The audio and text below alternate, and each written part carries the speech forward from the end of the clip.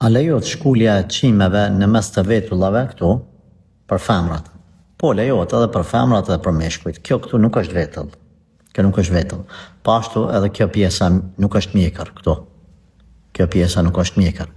Edhe në këtë pjesën e fytit. Prandaj edhe femra këtu i lejohet me pastru. Po ashtu duhet me ditë cilat janë vetullat.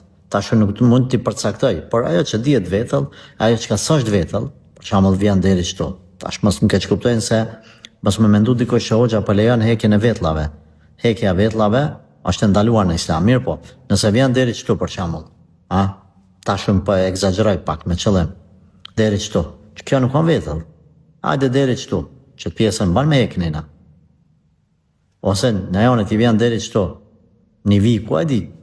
Ajo që ka është jashtë vetullas, lejohet me hek edhe këtu, edhe por tash për mi ik asaj se njerëzit me nxipresin me aqel një derë.